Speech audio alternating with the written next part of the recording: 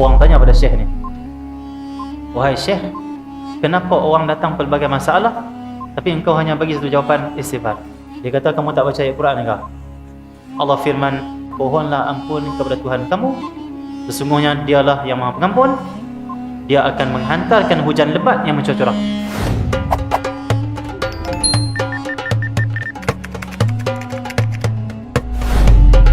Hadratin Nabi sallallahu alaihi wasallam. Fatihah. Alhamdulillah, bismillahirrahmanirrahim. Bismillahirrahmanirrahim. Rahmanirrahim. Maliki yaumiddin. Iyyaka na'budu wa iyyaka nasta'in. Shiratal mustaqim, shiratal ladzina an'amta 'alaihim ghairil maghdubi 'alaihim waladdallin. Amin. Bismillahirrahmanirrahim. Alhamdulillahirabbil alamin. Wassalatu wassalamu ala bil qasimil amin Sayyidina Muhammadin wa ala alihi wa sahbihi ajma'in. Subhanaka la ilma lana illa ma 'allamtana innaka antal alimul hakim. Wala hawla wala quwwata illa billahil aliyyil azim. Bishrah li sadri wa yassir li amri wahlul 'uqdatam min lisani yafqahu qawli. Saddid lisani wahdi qalbi bihaqqi sayyidina Muhammadin sallallahu alaihi wasallam. Allahumma salli wa sallim barik ala sayyidina Muhammad al-fatih lima uliqa al-khatim lima sabaq nasiril haqq bil haqq wal hadi ila siratikal mustaqim sallallahu alaihi wa ala alihi wa sahbihi haqqa qadrihi miqdaril azim. Bismillahirrahmanirrahim. Assalamualaikum warahmatullahi wabarakatuh.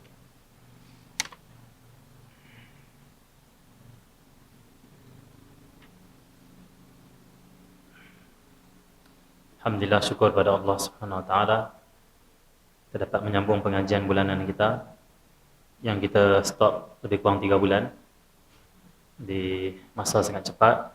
3 bulan masa sekejap saja, 2 ataupun 3 bulan lebih kurang. Dan alhamdulillah, syukur pada Allah di atas Allah memberi kesihatan, taufik, hidayah kepada kita semua untuk hadir ke majlis. Mudah-mudahan Allah memberkati Tuan Imam, pengurusi masjid, pengurusi surau, Tuan Kuasa Surau yang sentiasa memberi ruang untuk kita datang kuliah di sini. Waktu bila pun kita datang, alhamdulillah saudara Najahiyah akan jemput, alhamdulillah. Itulah maksud Najahiyah, itu orang yang berjaya atau kejayaan. Maka orang yang berjaya adalah orang yang bersungguh-sungguh untuk menghidupkan majlis-majlis yang mendatangkan ridha Allah Subhanahu wa taala. Alhamdulillah, syukur pada Allah atas nikmat ini, atas nikmat taufik daripada Allah Subhanahu wa taala. Di para hadirin sekalian, insya-Allah pada hari ini kita menyambung pembacaan kitab kita, Kitab Adab Sulikil Murid, karangan Al-Imam Abdullah bin Alawi bin Al-Haddad, wa nafa'na bi ulumihi wa barakatihi wa asrarihi fid darain amin ya rabbal alamin. Kita tengok pada muka surat 28. 28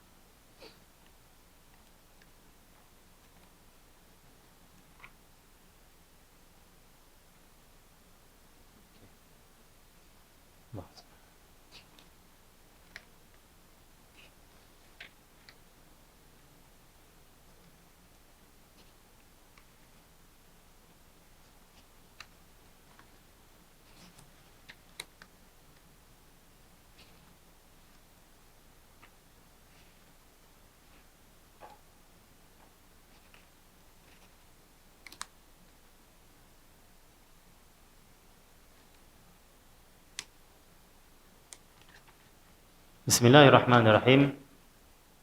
Qala al-Imam Al-Haddad radhiyallahu ta'ala anhu wa nafa'na bi 'ulumihi barakatihi wa asrarihi fid darain amin rabbil alamin. Faslun wa awwalu syai'in yabda'u bihi al-muridu fi tariqillah tashihu at-taubati ila Allah ta'ala min jami'i adh-dhunub. Wa in kana 'alayhi syai'un min al-mazalim li ahadin min al-khalqi falyubadir bi ada'iha ila arbabiha in amkana wa illa fayatlubul ihlala minhum. Kata Imam Allah Al-Haddad, pertama-tama yang harus dimulai oleh seorang murid iaitu orang yang nakkan ridha Allah, nak dekat diri dengan Allah Subhanahu wa taala. Pertama sekali, perjalanan kepada Allah fi tariqillah, perjalanan kepada Allah. Jalan kepada Allah ini bukanlah menggunakan kaki untuk berpindah satu tempat ke tempat yang lain. Jalan kepada Allah maksudnya suatu cara untuk mendekatkan diri pada Allah Subhanahu Wa Taala. Dan berjalan kepada Allah itu adalah perpindahan daripada maksiat kepada taat. Perpindahan daripada lalai kepada ingat Allah Subhanahu Wa Taala. Perpindahan daripada sifat mazmumah, sifat tercela kepada sifat yang mulia. Maka perjalanan kepada Allah itu memerlukan hati. Memerlukan hati yang dibersihkan supaya meningkat hati itu kepada yang lebih baik lagi. Jadi awal-awal nak dekatkan diri dengan Allah, nak masuk jalan Allah, nak bersihkan jiwa, tashihut taubati ila Allah Ta'ala min jami'idz dzunub. Memperbaiki atau membetulkan taubah ila Allah kepada Allah min jami'idz dzunub, daripada seluruh ataupun segala dosa-dosa. Al-Imam Haddad tidak menyebut di sini perjalanan pertama kepada Allah adalah taubat. Tapi Imam Haddad menyebut perjalanan kepada Allah yang perlu dimulai oleh seorang murid adalah tashihut taubah. Itu betulkan taubat. Ramai orang taubat tapi tak betulkan taubat, maka tak berjalan pada Allah Subhanahu Wa Taala. Ramai orang taubat tapi dia mempermainkan taubat pula. Maka betulkan taubat ini ada makna yang luas. Di antaranya adalah maksud tashihut taubah, betulkan taubat adalah bertaubat hanya kerana Allah Subhanahu Wa Taala. Itu makna pertama. Tidak bertaubat kerana makhluk, tidak bertaubat kerana yang selain Allah Subhanahu Wa Taala. Kerana ada orang bila dia buat maksiat, dia rasa dia kotor. Dia rasa dia berdosa. Dan orang pula kata pada dia, orang kata, apa engkau ni suka buat maksiat? Apa engkau ni jadi apa engkau? Akhirnya dia taubat pada Allah Subhanahu Wa Taala. Okey, taubat di sini kerana siapa? Kerana Allah ke kerana orang kata? Ada orang taubat sebab dia tak mau orang tengok dia tak elok. Bukan taubat kerana Allah. Taubat kerana orang kata, orang pandang dia elok. Ini masih lagi belum benar-benar taubat pada Allah Subhanahu Wa Taala. Satu kata Sayyidina Rabi'atul Adawiyah, istighfaruna yahtaj ila al-istighfar. Istighfar kita minta ampun pada Allah berhajat, memerlukan kepada istighfar pula. Kita kena minta ampun atas minta ampun kita. Kerana takut minta ampun kita tak betul dan Allah tak terima. Seperti kita sembahyang, lepas sembahyang kita istighfar 3 kali. Kerana apa? Minta ampun, takut Allah tak terima ibadah kita. Taubat termasuk ibadat. Kerana Allah suruh kita taubat. Seperti firman Allah Subhanahu Wa Taala, wa tubu ilallahi jami'an ayyuhal mu'minun la'allakum tuflihun. Dan banyaklah ayat Al-Quran yang Allah Subhanahu Wa Taala firman tentang taubat. Jadi fastaghfiru rabbakum innahu kana ghaffara. Ayat Quran kan. Maksudnya taubat ni perintah Allah. Maka siapa yang jalankan perintah Allah, dia ibadah pada Allah. Dan boleh jadi dalam ibadah kita salah. Maksudnya ada orang dia minta ampun pada Allah salah. Sedangkan nak minta ampun pada Allah untuk hapuskan kesalahan. Tapi dalam meminta ampun dia masih lagi buat kesalahan. Satu kata Imam Haddad, tashihut taubah, betulkan taubat. Yang pertama kita nak taubat daripada semua dosa kita. Min jami'idz dzunub. Dosa ni banyak. Yang pertama dosa zahir. Dosa zahir pula pecah pada 2. Dosa kecil dan dosa besar. Dosa zahir maksudnya dosa yang dibuat oleh 7 anggota kita. Mata 1, telinga 2, lidah 3, 4, tangan 5, perut 7 kemaluan, 6 kemaluan, 7 kaki. Ini 7 anggota yang buat maksiat kepada Allah ataupun taat kepada Allah SWT. Jadi yang pertama taubat daripada dosa zahir. dosa kecil atau besar yang dibuat oleh 7 anggota kita. Yang kedua, taubat batin. Taubat batin ni apa? Taubat daripada segala sifat-sifat yang tercela, segala sifat-sifat yang buruk yang ada dalam hati kita semua. Dia panggil maksiat batin. Kalau maksiat ada zahir, ada batin. Maksiat batin contohnya riya, ujub, hasad, dendam, rasa orang semua hina kita, paling mulia, na'udzubillah. Ini maksiat batin. Maka nak bertaubat dari semua dosa-dosa, zahiran dan batinan. Sebab itulah ada ulama membahaskan tentang apa bedanya istighfar dan taubat. Dalam Quran Allah ada ayat Allah kata watubu ilallah. Taubatlah kalian kepada Allah. Ada ayat Allah kata apa? Fastaghfirullah. Minta ampun, minta istighfar pada Allah. Minta istighfar itu minta ampun. Bertaubat maksudnya minta taubat. Ayat itu nak bertaubat pada Allah Subhanahu Wa Taala. Jadi apa beza istighfar dan taubat? Ada ulama membahaskan, di antaranya adalah pandangan-pandangan para ulama berkenaan dengan istighfar dan juga taubat. Salah satunya adalah disebut Allah Subhanahu Wa Taala dalam kitab ni. Yang pertama disebut adalah istighfar itu lidah meminta ampun pada Allah SWT. Itu maksud istighfar. Bila Allah sebut dalam Quran, fastaghfirullah, bila asharihum istaghfirun, di waktu sahur mereka istighfar. Maksudnya apa? Gerakkan lidah istighfar.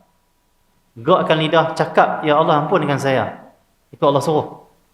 Bukan hanya diam. Tak. Al-Quran kata fastaghfirullah, minta ampun. Iaitu kamu sebut astaghfirullah. Dan ada ayat Allah kata istighfar dan taubat. Oh, taubat apa pula? Istighfar meminta ampun dengan lidah kita kepada Allah. Ya Allah ampunkan saya. Taubat hati itu benar-benar nak kembali pada Allah dan tak mau ulangi maksiat. Itu taubat.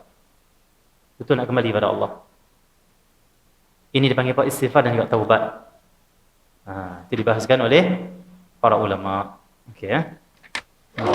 Jadi Allah SWT, ada orang istighfar tapi tak taubat. Ada orang istighfar tapi tak taubat.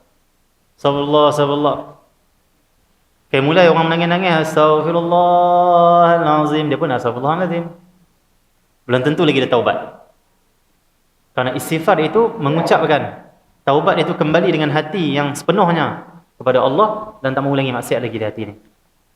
Taubat. Itu beza dah. Sebab itu kita kena minta ampun dan juga taubat kepada Allah Subhanahu Wa Taala. Seperti mana yang Allah Subhanahu Wa Taala berfirman, seperti mana yang Allah berfirman suruh kita taubat, maka sebaiknya kita meminta taubat juga pada Allah di samping minta istighfar. Itu minta ampun pada Allah Subhanahu Wa Taala. Dengan kita menyebut Rabbighfirli, astaghfirullah al-azim wa tub alayya. Ataupun Allahumma firli wa tub alayya. Allahumma firli wa tub alayya. Ini di antara kalimat-kalimat kita nak minta ampun pada Allah zahir dan batin. Taubat itu batin, zahir itu adalah istighfar. Kedua-duanya ini kita kena amalkan. So itulah ada Allah SWT. Sebab itulah diriwayatkan bahwasanya Sayyidina Luqman Al-Hakim alaihi salam, dia pernah berkata pada anak dia. Dia kata, wahai anak aku, biasakan lidah kamu menyebut Allahumma ghfirli. Allahumma ghfirli. Selalu sebut Allahumma ghfirli, Allahumma ghfirli. Maksudnya, ya Allah ampunkanlah aku. Karena sesungguhnya Allah Subhanahu Wa Taala ada masa-masa tertentu yang dia tidak akan menolak sesiapa yang memohon kepadanya pada masa itu. Selalulah sebut Allahumma firli. Ada waktu-waktu siang dan malam ni, siapa sebut saja, minta saja pada Allah, takkan tolak. Yang paling kita nak Allah tak tolak doa kita, doa apa? Minta ampun. Yang tu kita tak mahu Allah tolak. Kalau kita minta kereta besar Allah tolak, tak apalah, kereta kecil dah, boleh naik juga. Tapi kalau kita minta ampun, ya Allah ampunkan aku, Allah tak ampunkan kita. Kereta kecil, kereta besar, pangkat tinggi manapun, tak akan manfaat nanti di akhirat. Kalau tak dapat ampunan Allah Subhanahu Wa Taala. Satu dosa saja kalau Allah kira, ratusan tahun kita akan diazab oleh Allah dalam neraka nanti. Alhamdulillah. Besarnya permintaan Allah maghfirli. Maka kata Sayyidina Luqman Al-Hakim, wahai anak aku, selalulah sebut Allah maghfirli, ya Allah ampunkan saya. Mudah-mudahan ada waktu yang kau sebut itu Allah mustajabkan. Selesai, Allah ampunkan kita, selesai. Kita nak mati kan? Semua kita nak mati. Cuba angkat tangan siapa tak mau mati? Saya nak mati. So, kenapa tak mau mati? Kalau tak mau mati nak hidup berapa lama, nak buat apa kat dunia? Kalau lah Allah bagi kita hidup 1000 tahun, kita nak hidup tak? Saya tak mau hidup 1000 tahun. Dengan saya dah tua, tengok anak cucu cicit dia kata, bila nak mati orang tua ni? Bila ni Tok Wan kami nak mati ni? Kami kena uruskan dia, kami kena ini. Akhirnya menyakitkan kita. Satu Nabi SAW berdoa, ya Allah, aku minta lindung kepada engkau, Allahumma inni a'udzubika minal haram. Tak salah hadis tu. Ya Allah, aku minta lindung kepada engkau daripada haram. Haram ni apa? Terlalu tua. Contoh 100 ke atas. Sampai tak boleh bangun, tak boleh jalan. Nabi minta lindung, tak mau. 100 ke bawah, okey lagi. Satu Nabi SAW diwafatkan, okey saja. Satu doa Nabi punya umat, baina sittin wa sab'in. Di antara 60 dan 70 saja. Kalau kita hidup lama atas dunia, makin banyak musibah kita akan tanggung. Kalau kita hidup atas dunia lama-lama, makin banyak ujian kita akan tanggung. Kerana alam dunia, alam ujian. Tapi jangan minta mati pula. Minta mati, ya Allah matikan aku esok. Tak payahlah begitu. Minta Allah matikanlah Islam saja, dalam iman. Dan yang paling kita hajat sekali waktu kita nak mati, kita hajat apa? Hajat yang paling besar, bukan kereta, bukan rumah, bukan duit dah waktu tu. Duit dah tak bernilai dah waktu tu. Waktu roh akan keluar pada jasad kita. Duit dah tak bernilai, pangkat tak bernilai, nama tak bernilai. Kita masyhur atau mana pun, tak akan bawa ke sana. Yang bernilai waktu tu, bila Allah mengatakan, aku ampunkan engkau, wahai hamba aku. Allah ampunkan dosa kita. Cukup. Itu yang paling besar. Allah ampunkan kita. Jadi, dia kata Luqman Al-Hakim. Sayyidina Al-Hasan, ini saya ambil daripada kitab Imam Ibn Rajab Al-Hambali rahimahullah ta'ala. Kitab dia Jami'ul Ulum wal Hikam. Kata Sayyidina Al-Hasan, banyakkan istighfar di rumah kamu. Di rumah banyakkan istighfar. Atas hidangan kamu, di jalan, di pasar, di majlis kamu. Di rumah kamu jadikan tempat banyak istighfar. Waktu kamu nak makan, istighfar. Allahumma salli ala Muhammad. Di jalan-jalan, istighfar. Sambil naik motor pergi kerja, istighfar. Di pasar-pasar, sambil beli belah, beli kasut, beli baju, istighfar. Di majlis-majlis kamu, istighfar. Contoh istighfar di majlis, subhanakallah bihamdika asyhadu alla ilaha illa anta astaghfiruka wa atubu ilaik. Sebelum kita keluar dari majlis. Istighfar di majlis. Dan di mana saja kamu berada, banyakkan istighfar. Karena sesungguhnya kamu tidak mengetahui bilakah keampunan Allah itu akan turun. Boleh jadi kita istighfar sebelum kita main sini, Allah ampun kita. Sebab time to time dibuka pengampunan. Walaupun dari segi makna hadisnya, pengampunan Allah ni terbuka luas siang dan malam. Tetapi ada waktu-waktu mustajab yang khas. Berdasarkan hadis yang lain, Nabi SAW melarang kita untuk melaknat anak kita, melaknat isteri kita, melaknat suami kita, melaknat rumah kita, melaknat kenderaan kita. Nabi larang. Karena Nabi kata, takutilah saat kamu melaknat harta benda kamu, waktu tu Allah mustajabkan doa kamu. Contoh kita kata apa? Celaka aku punya kereta, lepas tu kita naik celaka. Kenapa mustajab? Rosak macam mana pun, problem macam mana pun kereta, jangan kata apa. Cukuplah kita sebut alhamdulillah, semua ada hikmah daripada Allah. Ataupun sebut inna lillahi wa inna ilaihi raji'un. Cukup. Dan kalau boleh pandanglah hikmah, kalau tak rosak kereta kita, bagaimana pomen nak dapat rezeki? Pomen tu setiap hari doa, ya Allah rosakkan kereta orang. Doa. Kalau tak rosak kita macam mana dapat rezeki? Pomen tak ada orang dalam situ saja melawak. Bila rosak kereta kita, motor kita, maka pomen dapat rezeki dah. Maka semua Allah tu semua ada kebaikan. Jadi kata aku sakit lah. Sakit ada hikmah. Kalau kita tak sakit, doktor tutup hospital, tutup klinik. Ubat tak laku. Kita sakit, doktor untung. Semua ada kebaikan. Kita ni untuk orang lain juga.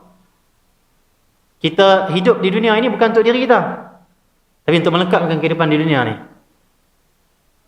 Kalau semua kita ni ada di kalangan kita yang tak kerja, yang follow kuliah.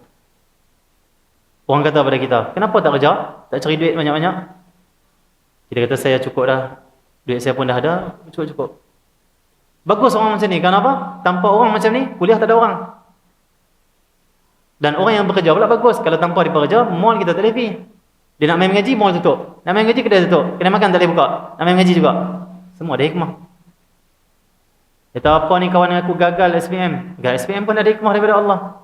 Memang kena mengaji sungguh-sungguh. Gagal juga. Nampak macam mana tak cerdik.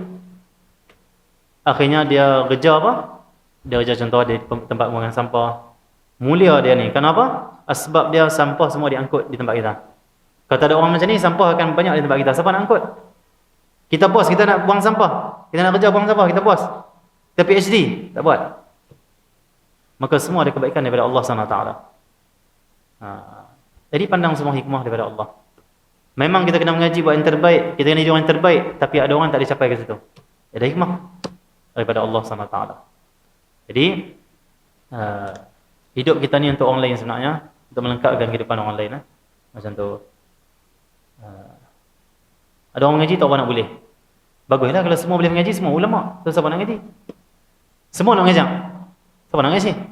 Maka ada orang dia lambat sikit faham, ataupun dia rasa takut nak bagi kuliah, maka dia datang mengaji. Ada orang mengaji, alhamdulillah. Kalau semua berani bagi kuliah, semua boleh pidato, semua pandai ilmu, semua pandai hafal, siapa nak mengaji? Semua ada kebaikan. Tapi bukanlah orang yang datang mengaji ni orang yang lemah. Kebanyakan orang yang datang mengaji lebih baik daripada orang yang kuliah. Dari segi amal soleh, dari segi ikhlas. Kadang kita kuliah, main kuliah kita nak duit. Duit nanti bagi berapa ratus nanti bagi. Orang main sini tak minta duit, tak ada harapkan duit, siapa nak bagi duit pada kita main mengaji? Kita main kerana Allah SWT. Tapi hak kuliah kena jagalah hati. Duit tu bukan nombor satu, bukan nombor dua, bukan nombor tiga. Bawah sekali. Nombor satu ridha Allah, nombor dua ridha Rasulullah. Kita nak keampunan, kita nak rahmat, ridha semua. Jadi macam tu Jadi semua ada hikmah daripada Allah. Bukanlah kita di depan ni kita lebih baik. Al-Imam Sufyan Tsauri pernah berkata, kalaulah yang memberi peringatan atau ceramah itu orang yang paling baik, tak akan ada orang beri ceramah. Kerana aku beri ceramah pada kalian bukanlah aku yang paling baik, kata dia. Tetapi ini amanah daripada Allah, saling pesan berpesan, saling berpesan sama kita, dan untuk kita menyampaikan ilmu. Adapun diri kita, tegur dalam majlis ilmu. Sambil mengajar orang lain, ajak diri kita. Kalau semua tunggu sempurna, siapa nak mengajar ilmu? Takkan jumpa yang sempurna. Yang sempurna, yang paling sempurna Nabi Muhammad SAW. Ada kekurangan. Dalam kekurangan inilah kita cuba jalankan amanah kita, dan kena lemah, dan kena minta Allah beri pertolongan kepada kita. Kalau rasa sempurna, tak payah bagi ceramah. Karena macam mana bagaimana takabur nak ajak orang lain. Makanya tu Jadi itu istighfar. Jadi kata Sayyidina Al-Hasan, istighfarlah di mana saja kamu berada. Ada time-time yang Allah kabulkan istighfar kamu. Itu kata-kata ulama lah. Allah SWT. Dan banyak kisah-kisah tentang orang yang mohon istighfar pada Allah. Dalam riwayat satu cerita, ketika seorang lelaki jahat, dia lakukan kejahatan, maksiat. Tiba-tiba pada satu hari, dia teringat, tersedar daripada kesalahan dia. Ada seorang lelaki, dia maksiat. Imam Ibn Rajab Al-Hambali cerita dalam kitab. Dia maksiat, satu hari dia teringat, tersedar kesalahan dia. Lalu dia berkata, wahai Allah, aku mohon ampun kepada engkau. Wahai Allah, aku mohon keampunanmu. Kemudian bila disebut sebanyak 3 kali, ya Allah ampunkan aku, ya Allah ampunkan aku, ya Allah ampunkan aku. Selepas disebut 3 kali dia mati. Lalu Allah mengampunkan semua dosa dia. Untung dia sebelum mati istighfar minta ampun pada Allah Subhanahu wa taala. Jadi Allah tidak akan tolak permintaan kita semua. Dia Maha Pengampun lagi Maha Penyayang. Jadi maksud tasihhut taubah, betulkan taubat. Betulkan taubat yang pertama maksudnya apa? Taubat hanya kerana Allah.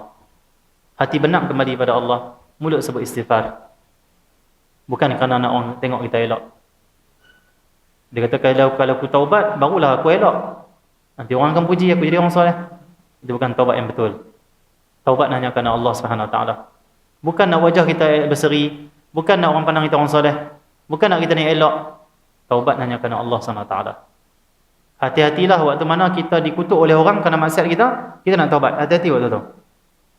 Dia takut kita hanya taubat kerana nak orang stop kata kita ni ahli maksiat. Ini jahat. Maka betulkan hati barulah taubat.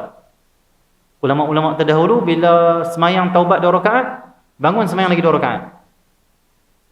2 rakaat lagi tu untuk bertaubat atas taubat dia. Takut-takut taubat tak betul, maka taubat pada Allah SWT daripada taubat yang tak betul. Takut taubat tak betul lah. Kita ingat kita dah Allah dah ampun, pipi akhirat Allah kata mana aku pernah ampun engkau? Engkau taubat semua tak betul. Macam mana kita nak kata? Kita ingat kita bermaksiat setiap hari kita minta ampun, Allah dah ampun. Kita ingat tak ada dosa kita. Pipi akhirat catatan penuh dosa, bergunung dosa kita daripada sejak balik sampai kita mati. Kita tengok tak satu Allah ampun. Takut-takut kita tanya, ya Allah, tak mana aku istighfar setiap hari tak ada keampunan. Allah dah aku Maha Pengampun tapi engkau minta ampun tak betul. Engkau minta ampun kerana nak orang tengok engkau elok. Alhamdulillah. Engkau bertaubat sebab engkau nak murah rezeki. So ustaz kata kalau maksiat rezeki sempit. Bukan kerana nak balik pada aku. Engkau nak bisnes engkau berjaya. Bukan kerana aku. Akan pertama tasihhut taubah. Orang buat bisnes tengok bisnes dia down. Ini sebab aku maksiat ni kata dia. Allah Akbar taubat. Tak boleh tu. Ya taubat itu musibah Allah ingatkan kita. Tapi kembali kepada Allah bukan untuk lakukan bisnes. Tapi insya-Allah lah bila kita kembali pada Allah taubat, dia elokkanlah bisnes kita. Cuma bukan kerana itu, kerana Allah lah yang memberi keuntungan pada kita tu. Kejayaan pada kita tu. Allah Subhanahu wa taala. Satu Allah sebut dalam Quran, wa tubu ilallah, kembali kepada Allah, taubat pada Allah, bukan kepada yang lain ataupun bukan kerana yang lain. Hanya kepada Allah Subhanahu wa taala. Itu makna pertama. Makna kedua tasihhut taubah, benarkan taubat.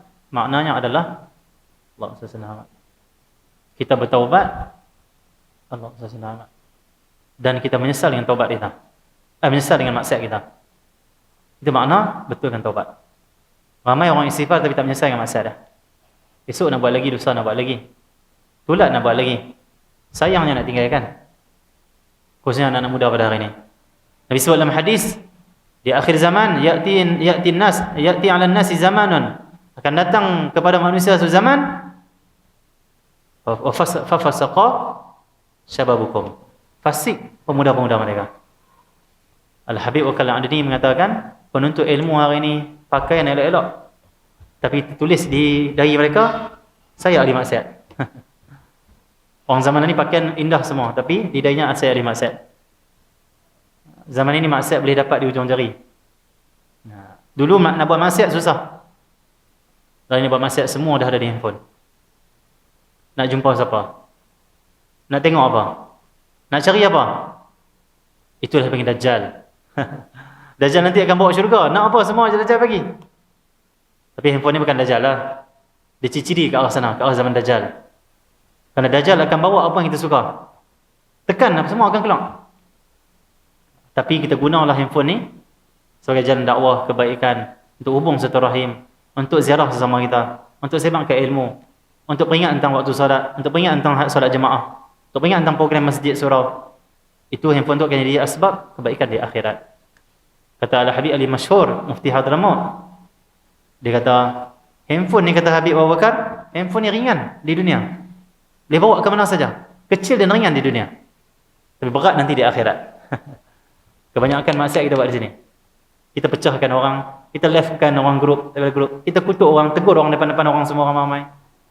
Sebarkan fitnah kafir ke orang, bid'ah ke orang. Celak ulama, kutuk ulama ramai, buat grup bohong apa ustaz hari ni. Bertanggungjawab nanti di akhirat. Tanggungjawab nanti di akhirat. Ringan di dunia tapi berat nanti di akhirat. Berapa ramai akan menyesal nanti sebabkan handphone ni? Berapa ramai akan menyesal? Berapa ramai akan nak kembali ke dunia tak mau pakai handphone? Kelas handphone tak tepi. Baca Quran saja. Kenapa? Beratnya tanggungan nanti di akhirat. Nah. Sebagian ulama-ulama kita mengatakan handphone tu syaitan. Apa maksud syaitan? Kalau kita ikutlah benda yang tak elok. Kalau yang elok jadi elok. Kereta kita pun kalau guna tak elok jadi syaitan juga kita ni. Harta benda kita adalah amanah daripada Allah Subhanahu Wa Taala. Innama amwalukum wa auladukum fitnah. Hanya sahaja harta benda kalian dan juga anak pinak kalian fitnah, itu ujian. Innama nahnu fitnatun fala takfur. Hanya sahaja kami ini adalah fitnah, itu ujian Allah, jangan kamu kufur. Ni handphone. Ada orang jadi keluar pada agama Islam sebab handphone juga. Baca, aku tak percayalah, keluar Islam, na'udzubillah.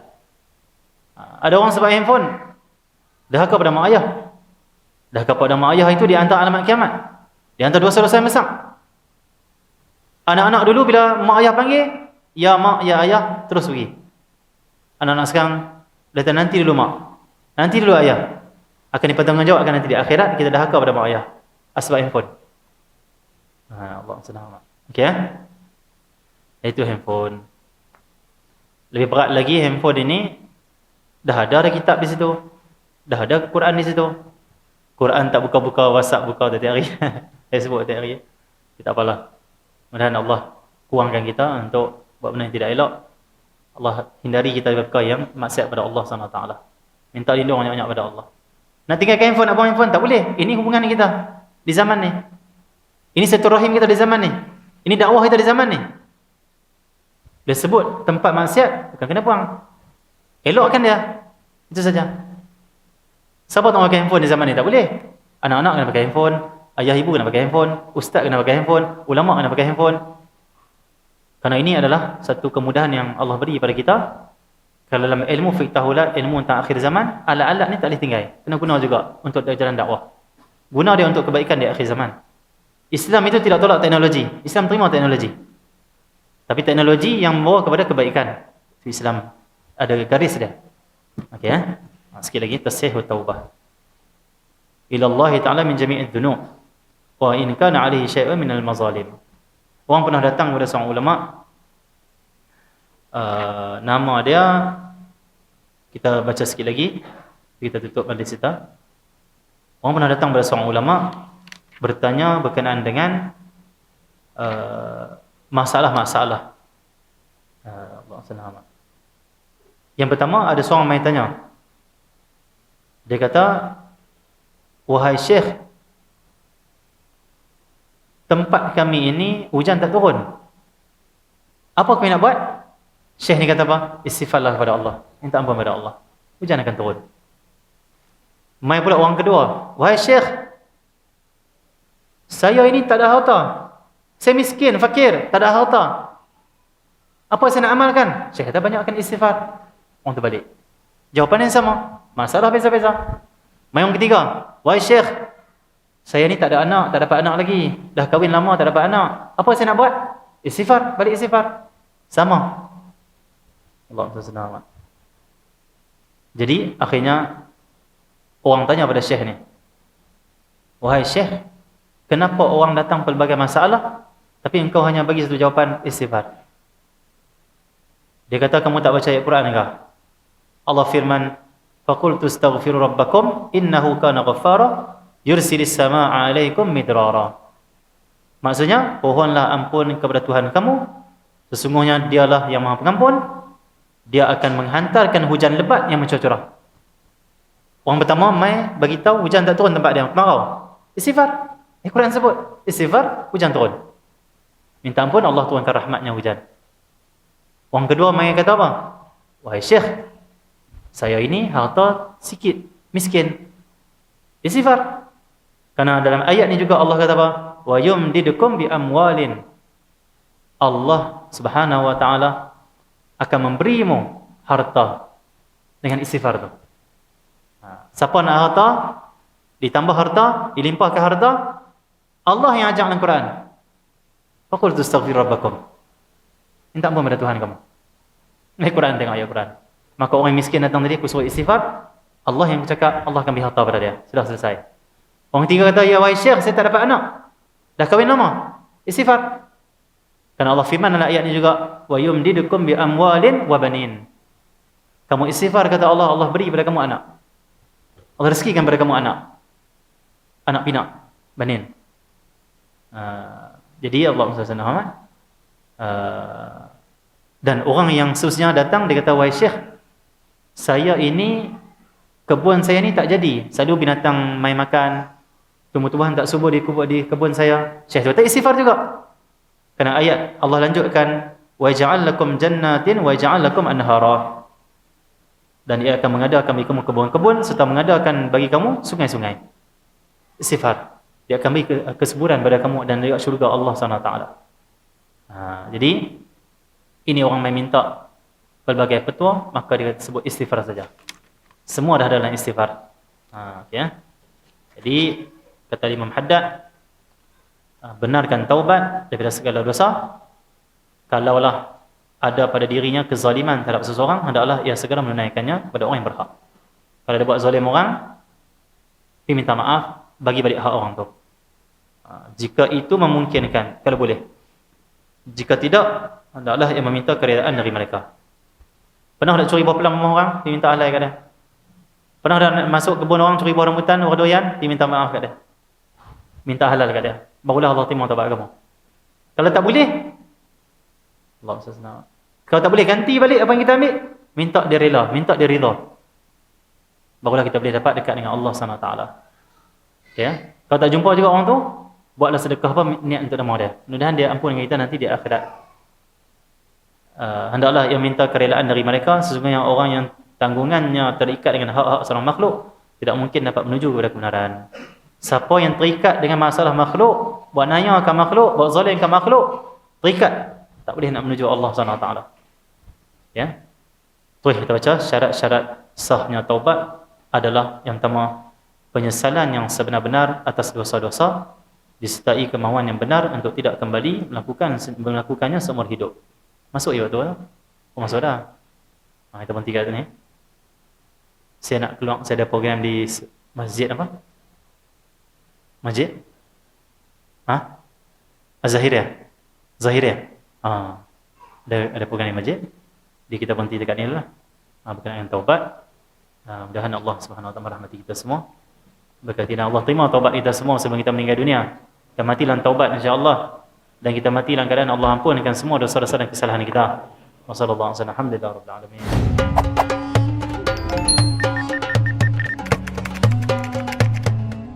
Tak betul dengan sistem agama, nak tahu kebenaran, nak kenal kebenaran, ambil salah tu buat ukurannya. Itu tak betul. Sebab apa? Kerana semua kebatilan yang ada pada hari ini munculnya pada masa salaf ke semua.